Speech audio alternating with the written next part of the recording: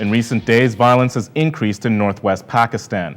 Responding to the upsurge, the Pakistani government approved the mobilization of local militias known as Lashkars against the Taliban. But who are these Lashkars, and what do they stand for? The Real News spoke to Dr. Tariq Amin-Khan, professor of politics from Ryerson University in Toronto and an expert on Pakistani politics. So Tariq, thank you for joining us here at The Real News. You're very welcome. Pakistani tribesmen, or Lashkars as they've called, are being used to fight the Taliban and Al-Qaeda on the Pakistani-Afghan border.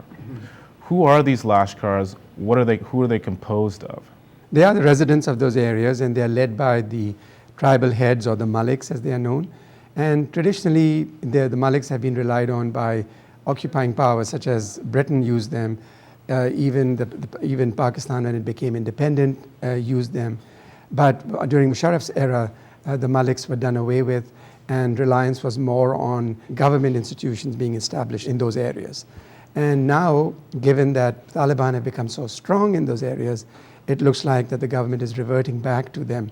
But only now they're arming them, and they're arming them with fairly heavy and sophisticated weaponry. So what are the ramifications of that? You've got these Lashkars, these tribesmen who are indigenous to the area, they're part of the area. From what I understand, reports are saying that they are fed up with the ongoing conflict on both sides, right, both from the Taliban and the government. You know, wherever these Maliks or these Lashkars are strong, they will be able to drive back the Taliban. But the Taliban will move to another area where they have strength. So for instance, there are other areas within the northwest where for instance, those tribal heads are really leaders of the Taliban. So, you know, they will gravitate there, and it'll be more difficult for the government to remove them from those areas. Also, they could move into the interior of the country. That is, they could go into the urban centers and cause more havoc there. So I really think this is not the way to deal with the problem. It's only going to magnify it. What they need to really do is to look at the social structures in that part of the country, which are really very depressed. People don't really have the means of livelihood. There is really no industry. There's no education. You know, those are the basic needs that people need to be met, which the government is not doing anything about. So I really think this is a policy which is going to have some really long-term implications, and I really feel it is going to magnify the problem rather than decrease it. So how does one solve that problem? How does one, at the same time, provide the social and educational and health networks that individuals in this region need, while at the same time, in the presence fighting against Al-Qaeda, fighting against the Taliban, within that region which houses a very porous border? How does one do that? Is that possible? I think it is possible, and there has to be a combination of strategy. I'm not saying that the military should be done away with. I think the military is needed, but the military is needed as a threat, that in case these agreements don't really pan out, then force will be used. What is happening now is the government is relying exclusively on its military muscle.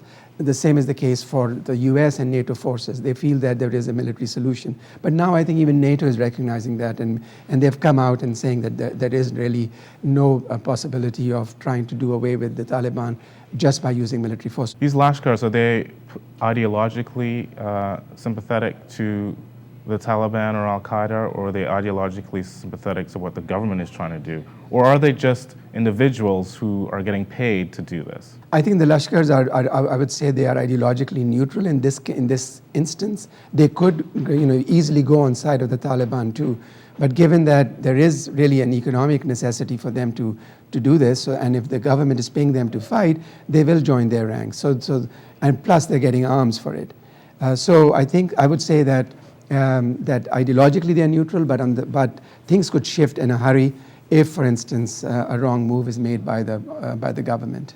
Is this a dangerous move?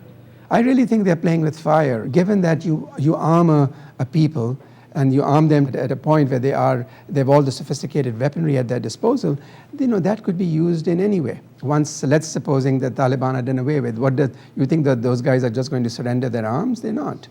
And I think that's where things can go, because this similar thing has happened about 20 years ago when the Mujahideen were armed by both the US and Pakistan. And look what that has turned into, that they are the ones who've now become the Taliban. So what happens when these people, the Lashkars, the problem gets resolved, let's just say, and the military moves back, the people are still armed, and then that can be used in a whole other different direction.